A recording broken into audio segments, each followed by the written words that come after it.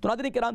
سنا مکی کے بارے میں ہے کہ سنا مکی جو ہے سبحان اللہ یہ پیٹ سے صفرا کو خارج کرتی ہے اور یہاں تک کہ سودا کو نکالتی ہے اور دل کے پردوں کو جو ہے تقویت بخشتی ہے، اور یہاں تک کہ یہ جوڑوں کے درد کے لیے اور جسمانی صحت کے لیے بہت بہترین ہے۔ لیکن اب اس کے بارے میں ذکر کر رہا تھا کہ آپ اس کو پاؤڈر فارم میں کیسے استعمال کریں، شربت فارم میں کیسے استعمال کریں، اور اسی طریقے سے اگر آپ نے جوشاندہ وغیرہ یا کعوہ وغیرہ بنانا ہے اس فارم میں آپ کیسے استعمال کریں۔ تو میں ذکر کر رہا تھا کہ شربت فارم میں آپ کیسے استعمال کریں۔ شربت فارم کے لیے وہ لوگ استعمال کریں کہ جن کے اکثر جسم میں، ہاتھوں میں، پاؤں میں بہت زیادہ گرمی رہتی ہے، طبیعت میں بے چینی رہتی ہے، گھبراہٹ رہتی ہے، ایگزائٹی رہتی ہے، تو وہ شربت فارم میں استعمال کریں تو ان کو کافی فائدہ ہوگا۔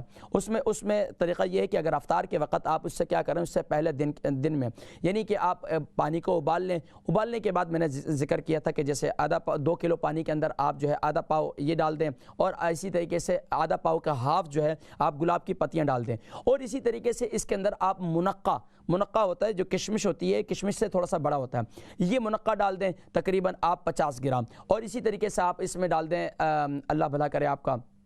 یعنی کہ منقع، اور اس کے اندر گڑ ڈال دیں۔ یہ شربت فارم میں آپ کا بہترین شربت تیار ہو جائے گا۔ اس شربت کو آپ یعنی کہ افطاری کے وقت میں استعمال کریں، بہت اچھا ہے، اور اس سے کیا ہوگا آپ کے